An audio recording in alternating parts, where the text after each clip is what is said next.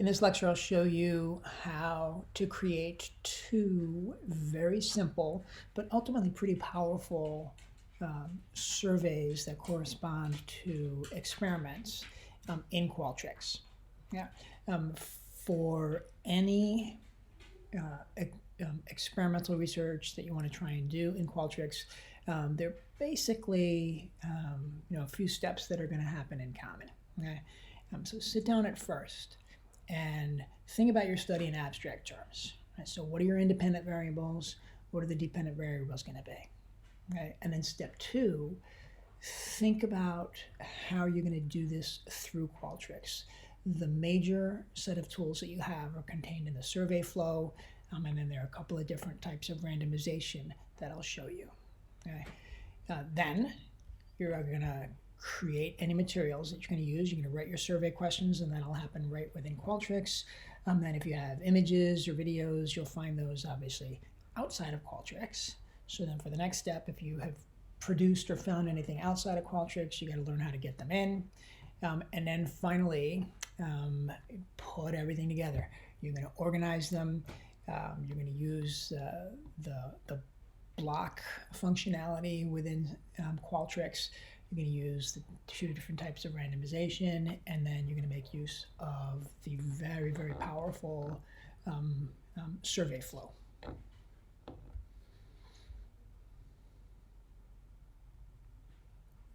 So, yeah, two different types here to kind of illustrate a few different things. One is going to correspond to an experiment that has two separate independent variables. And then the other one will be an experiment that has one true independent variable and then a second measured thing that you'll call an independent variable. So that part of it will be a quasi-experiment.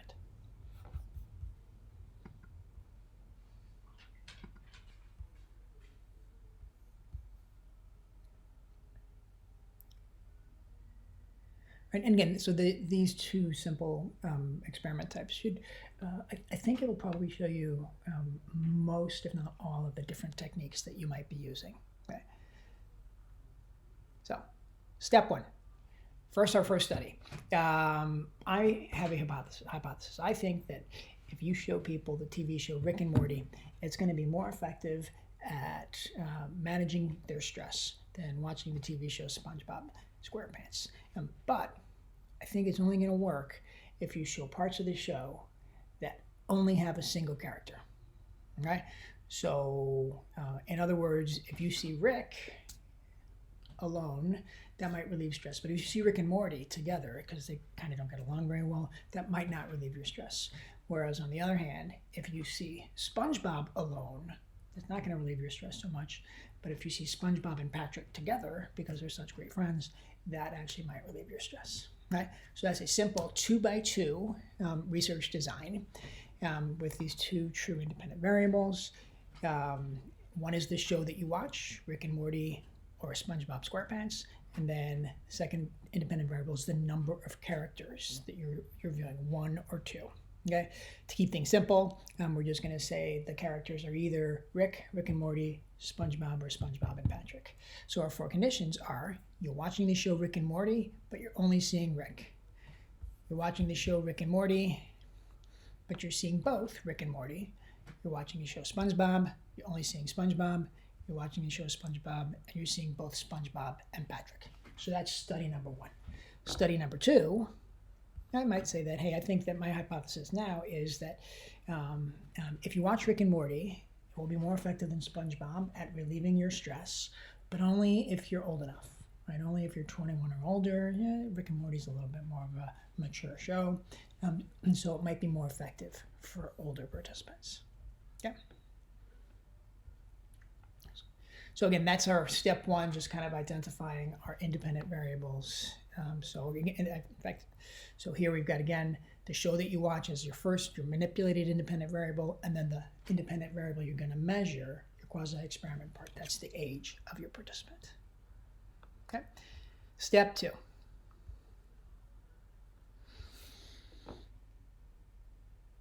Well, within Qualtrics, I am going to use this thing called the randomizer and the survey flow tool to manipulate my two independent variables. I've got 4 separate conditions, right? As you saw a second ago. Rick and Morty seeing only Rick, Rick and Morty seeing both Rick and Morty, etc. So each participant gets one of those conditions randomly. And that can be done using the survey flow tool. Study number 2, do the same thing. And I'm going to manipulate the TV show the same way using that survey flow tool.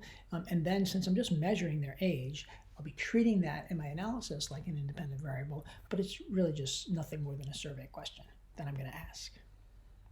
Okay, and then steps 3 and 4, I got to get all the materials in there. So I'll show you how to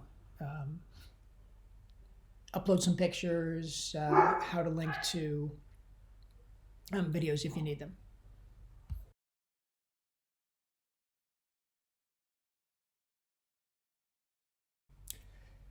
In this section, I will show you how to upload some graphics to Qualtrics. Before I started this, I just went out to the web. I screenshotted 4 pictures. And there's SpongeBob and Patrick. There's SpongeBob. There's Rick and Morty. And there's Rick. I did actually save them as JPEGs.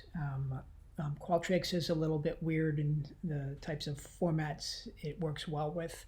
I save all of my graphics as JPEGs and it works well. So once you log into Qualtrics, you'll have your survey page. This is right after you enter the login and the password information. You'll see up at the top there are some tabs. Here is the library, so you're going to click on that. And then you'll notice on the left, you'll see some tabs for the different types of libraries. So if you have a survey that you would use over time, you could save that whole survey as part of your library. We'll be at the graphics library in a sec. Files, sometimes you might have explanations for studies, for example, that you want to send to people. You could save them there. And then messages that you might provide, say, at the end of a survey, telling them what to do next to get credit, things like that. You can save those in this library. But here we're going to go to the graphics. From here, it's very, very simple. You'll notice popping up here are graphics that I've used over the years. I basically keep everything on here. Once we upload them, we're going to want them to appear right away. So let's go last modified descending. Okay. And then we will upload. You can either click here to search for it, or also works well just to highlight the ones you want. And then drag them over. So you notice down here, it's telling me I'm about to upload 4 graphics. So if I did this right, they should appear momentarily. Maybe it's supposed to be ascending. Yeah, there it is, ascending. So SpongeBob and Patrick, SpongeBob, Rick and Morty, and then Rick. And there you have it. Once you have your graphics in the graphics library, you're only part of the way there. I wish this were a little bit more straightforward, but the pictures that you might have downloaded or uploaded rather might not be the right size. So you have to kind of play with the sizing a little bit. And in order to do that, the descriptive text type of question that I showed you before is going to be a little bit better than the graphics question, as I'll show you. So we're going to create a block here. We're going to call it pictures, 1 per question. I always like to be as descriptive as I can. So we create a new question, right? You've got that question highlighted. Here are the question types. Graphic, well, once again, if you use that, it's kind of hard to control, change the sizes for things. So I'm just going to go to descriptive text again. And when I highlight it, and I go to this rich content editor this time, you'll notice there is a little icon for inserting a graphic. It'll take me right to my graphics library. Okay, so let's pick a RIC first. Let's get rid of the click to write the question text. We don't need that. And you'll notice that when I do that, it's gigantic. Okay, so if I preview the question, it'll all show up, but it's just way too big. Okay, and so what I want to do instead is choose a more appropriate size.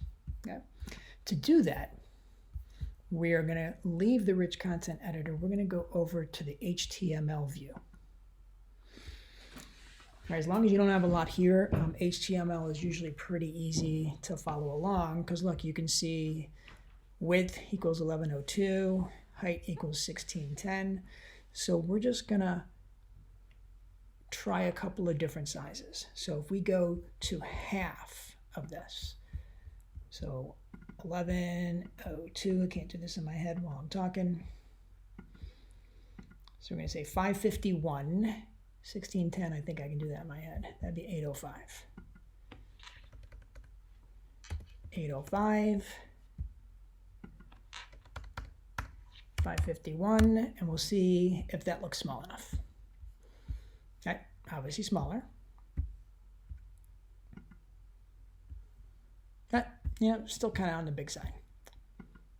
So let's cut it in half again. Back to the HTML view.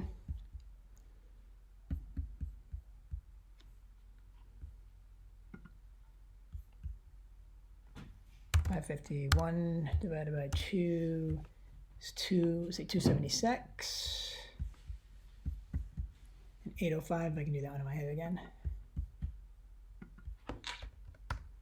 276.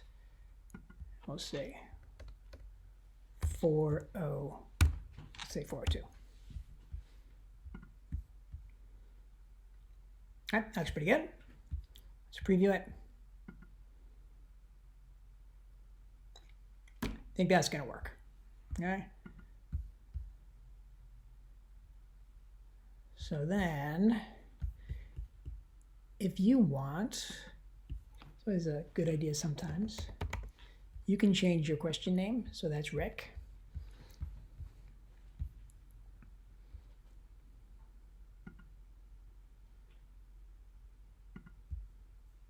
Oops. Now we're going to create a new question. We're going to make it also descriptive text. We are going to insert a graphic. This time we're going to get Rick and Morty. We are going to assume that our 1/4 size is going to work. Actually, you will notice this source, I forgot to point that out last time. That source, that'll get you right to the HTML code.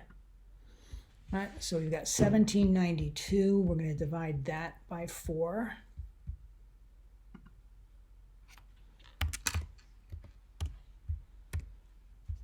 So that's 448.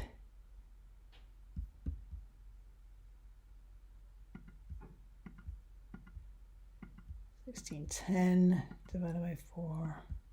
So we got 448 and 402.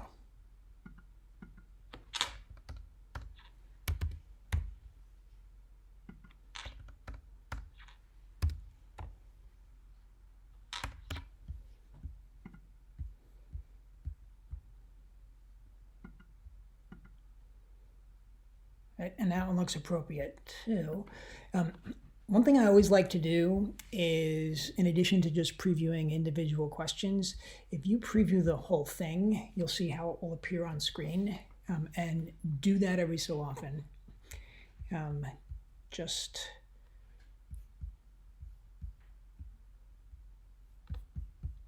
for the heck of it, I'm actually gonna move this block out of your way so you won't see that one. Okay, so when I preview, you'll just see the Rick and Morty first. All right, that looks pretty good, pretty good. Let's do this, because you'll be wanting to do this anyway, so that they'll show up on different screens. You see where it says actions here, add page break. Now when I preview, we'll see Rick on one page. We'll see Rick and Morty on the next page. Sizes look perfect.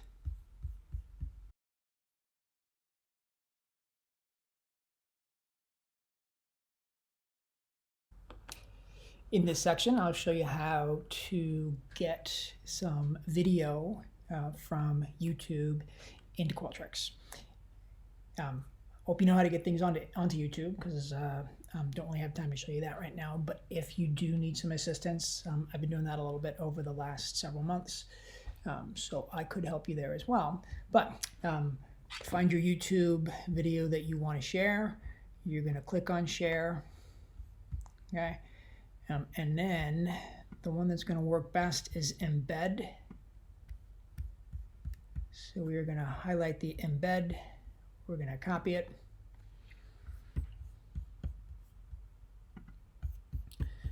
And then we're going to move over to Qualtrics. Let's create a new project.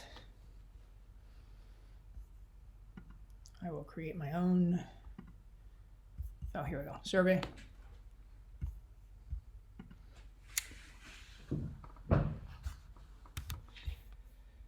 Okay, the simplest way to just have something that you want people to see is to create a question type that is just a descriptive text. Okay, so here's our text box.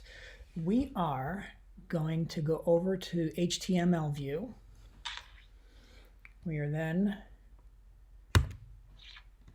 going to paste the embed code that we just saw, and then if you want some text after that, please watch this video. That should do it. Although, let's see, we want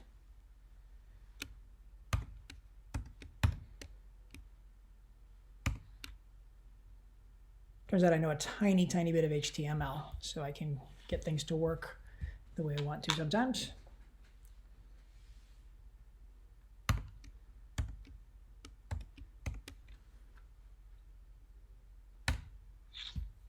That didn't work though. But anyway, so now we have down below. And if you want to see how it's going to work, how it's going to look, you can preview the question.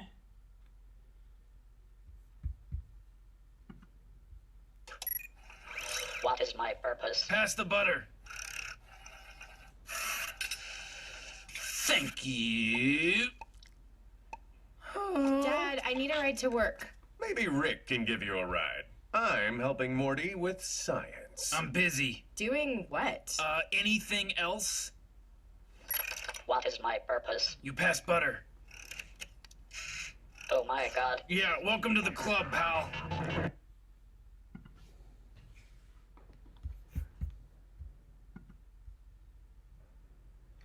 And that's it.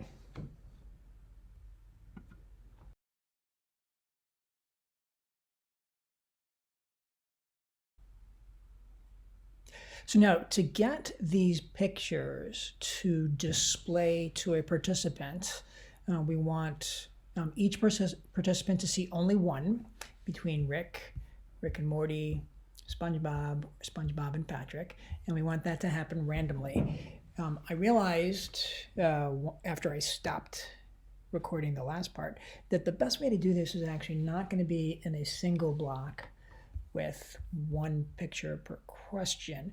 We're actually going to put each individual picture in its own block. That's going to allow you to use the survey flow that I'll show you in a few minutes to very easily randomize. Okay, so again, think of anytime you're just going to be displaying single pieces of information to people and you want that to happen randomly, you'll create a separate block. So we've got Rick,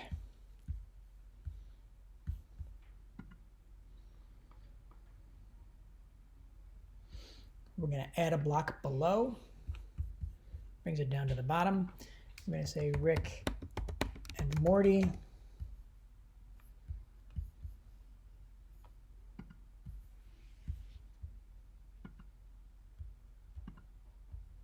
Oops, wrong one. Rick and Morty.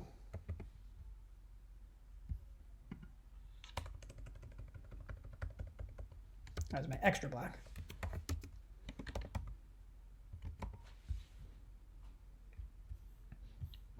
So we'll take our Rick and Morty picture.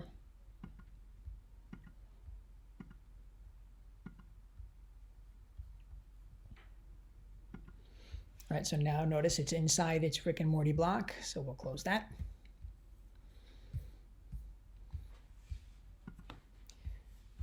We are not going to need page breaks anymore because blocks by default will appear on different pages.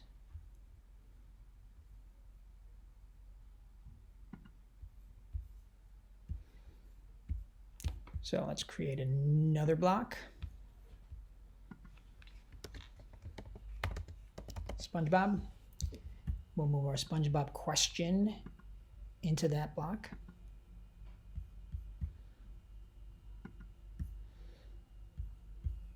And then the only one we have left is SpongeBob and Patrick. We will add a block there.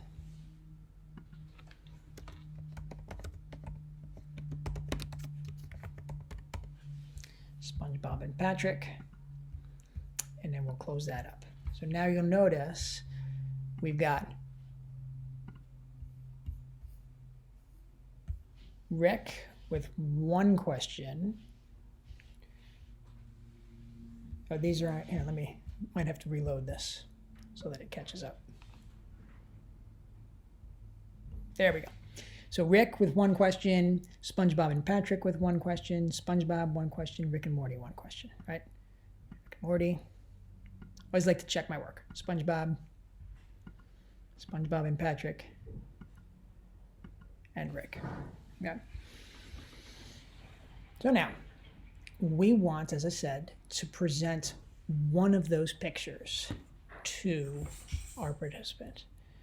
Okay. For that, we're going to go to this survey flow, and we are going to add a new element, and it's called a randomizer. Okay, with this randomizer, we want to move it right up to the top. So you can drag it right up to where you want it to go. It is now at the top. Notice it says we're going to randomly present 0 of the following elements. So the things that we want, we'll take number 1, our Rick. We'll move that in there. Notice I'm just dragging it in. So now randomizer says randomly present 1 of the following elements. Now I've got SpongeBob and Patrick. Now I've got SpongeBob. Now I've got Rick and Morty. Okay. I only want people to see 1, so I'm going to change this from 4 to 1. I want, across my many participants, I want to have approximately even numbers of Ricks and Mortys, SpongeBobs and Patricks. So I will check evenly present elements. Okay. And I will save that flow. And so now, when I preview, you will see one of those pictures at random.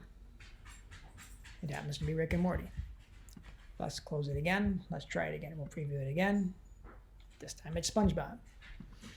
Let's preview it again. This time it's SpongeBob and Patrick. All right, so again, always test. Make sure things are working out the way that you want to. Here, notice we have seen all 4, so it's doing a pretty good job of evenly presenting the elements. Okay, so again, that's probably the main way that many of you are going to be trying to randomize things. Again, using that survey flow, generating this randomizer with the new element here, and then just literally dragging and dropping the things that you want randomized, changing this to a 1, evenly presenting elements, and then you should be ready to present those elements randomly.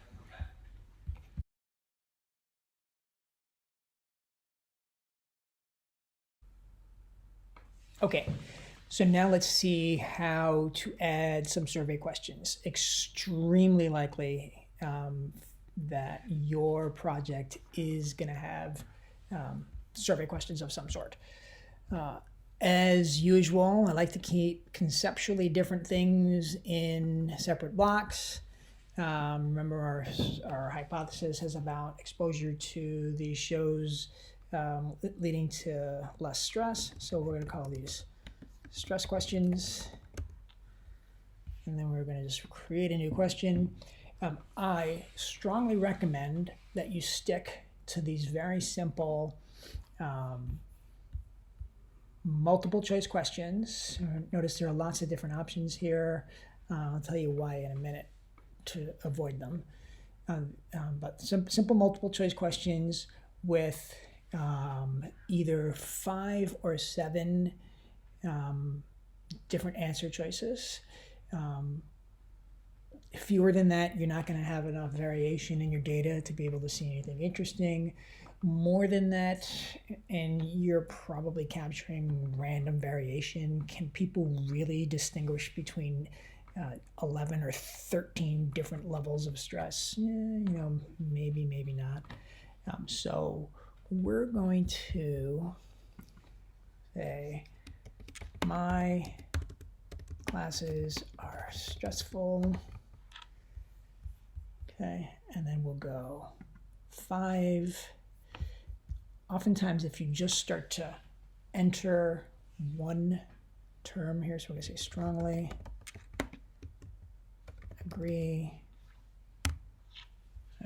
It will kind of fill them in for you. Notice it changed it from 5 to 7. I didn't want it to be 7, so I'm going to go back to 5. Strongly agree, somewhat agree, neither agree or disagree, somewhat disagree, strongly disagree. I'm going to change those labels. I like this better.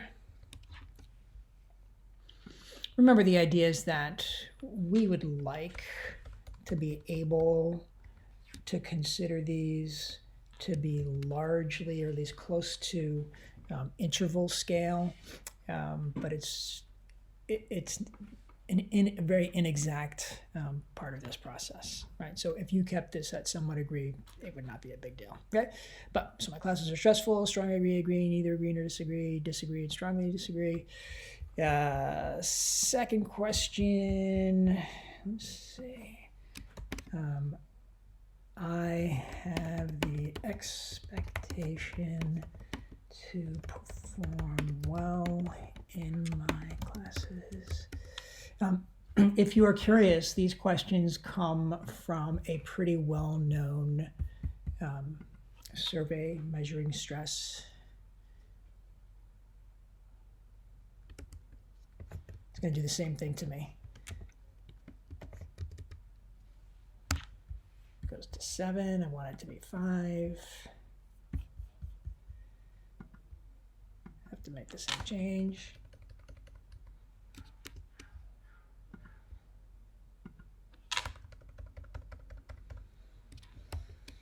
I think it's a pain to have to do this every time. So what I'm going to do, I'm going to copy the question. So now I have the same answer choices. Just have to change the wording of the question itself. So we're going to say, performing well in my classes is important to me. And then we'll just do one more. My exams are a positive, or not my exam, my classes are a positive challenge.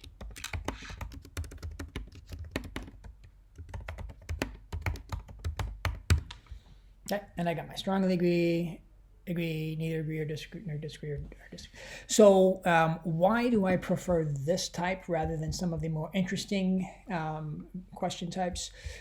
Principally because of the number of participants you are likely to have who will be doing these surveys on their phones, right? So when we go to a question and we preview it,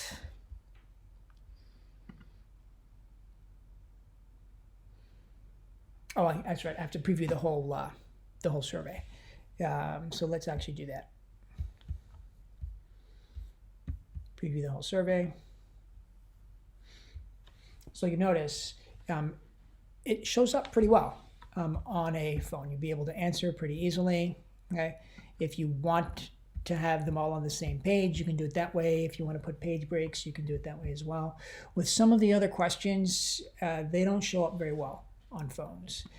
If you are working in Qualtrics and you come up with a question type that doesn't show up on a phone, you'll see a little kind of a warning icon down here where my mouse is wiggling. And that's kind of a suggestion to be careful that your question might not appear very well on a mobile device. All right, so now we've got 4 questions in this case. Obviously, you can have more than that. We want our participants to see all of these questions, but we might be concerned about order effects, so we would probably want to randomize these questions, and you can do that in the block options, question randomization. So we're going to randomize the order of all questions. And notice once you do that, it's going to ignore page breaks, so you can't present things on different pages. All right, so then notice what we've got, because I think this version of the study is done. We've got 4 questions. One is just a picture of Rick, SpongeBob and Patrick, SpongeBob, Rick and Morty. We've got our stress questions, these 4 questions, 13, 14, 15, and 16. We are going to show them in randomized order. And then we got this little extra block here. And I kept this on here kind of on purpose because I want to show you something that you might end up using. So let's go back to our survey flow.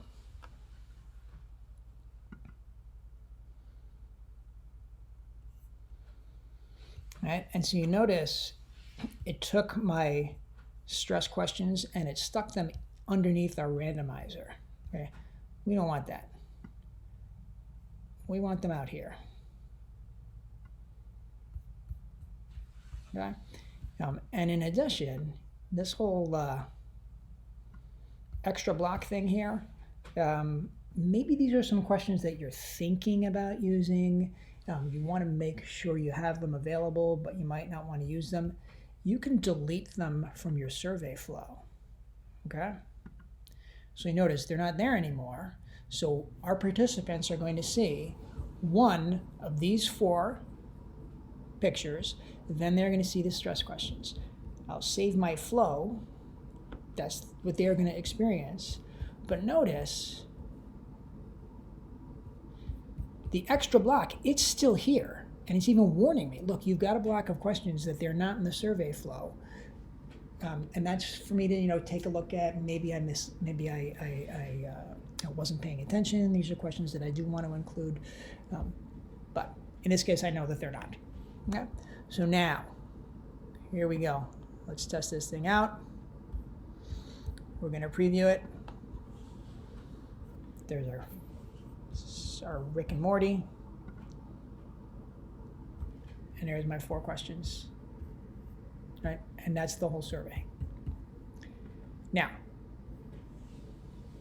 2 other things you would need would be a consent form, just kind of a straightforward description of the study, ask them to consent, yes or no, and then directions. Right? We're going to present you with either a short video clip, or in this case, we're going to present you with a picture, and then we're just going to ask you a few questions. Just make sure that it doesn't launch right into the first question. Give them a little bit of instruction first.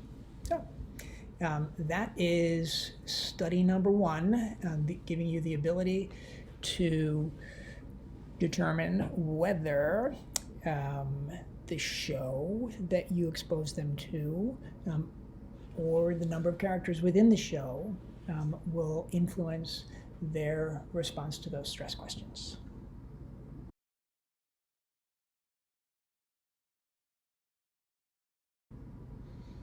In this part of the video, I'll show you how to do that other study that I mentioned, the possibility that Rick and Morty might only reduce stress for people more than SpongeBob if they are of a certain age, over 21. Okay?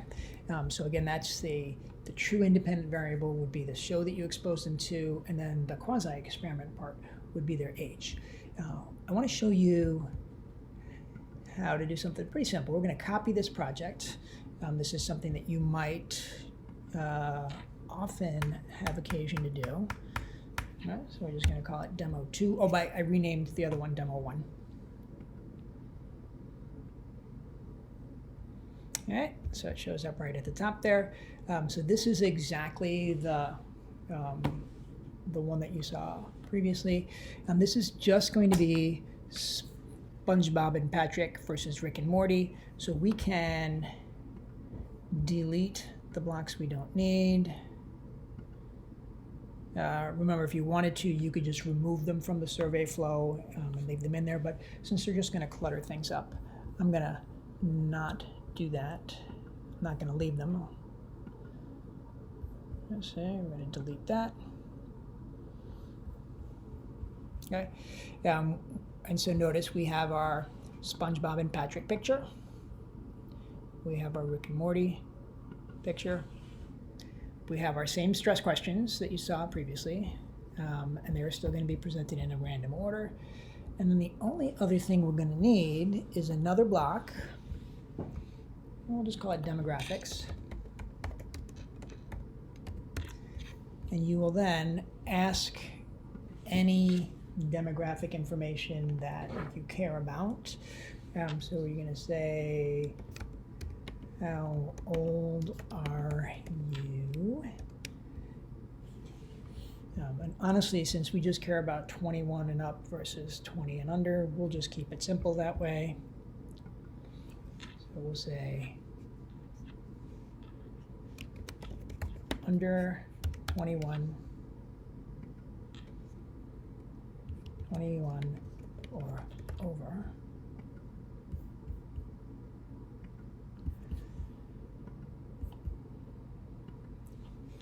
All right, if you care about other things, what is your intended major?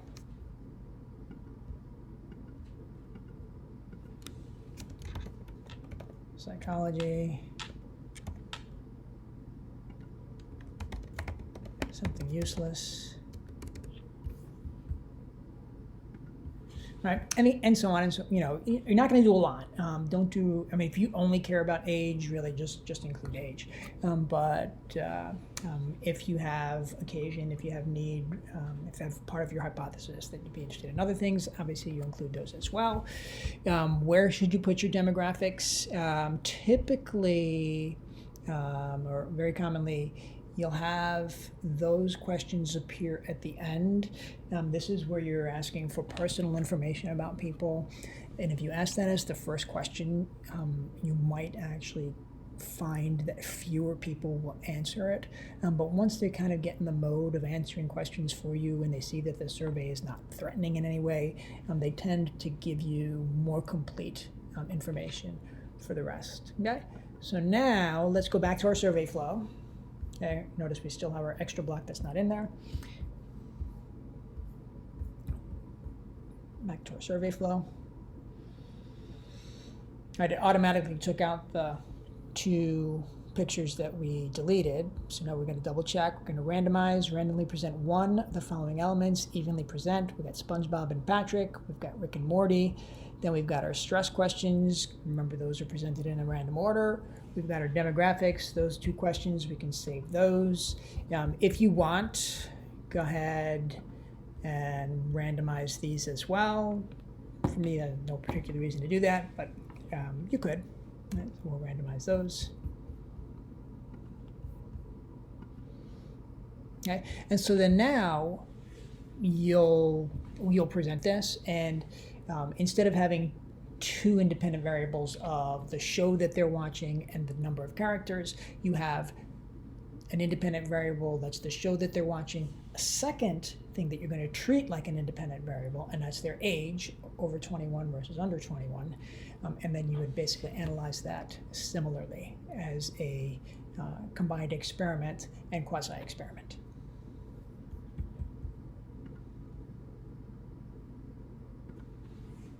Oh, and one last thing. I will actually put these two projects, the two demo projects, on the Class Qualtrics account, so you'll have access to them. You'll be able to copy the survey flow logic if you want, and that will always be available to you. So, thanks.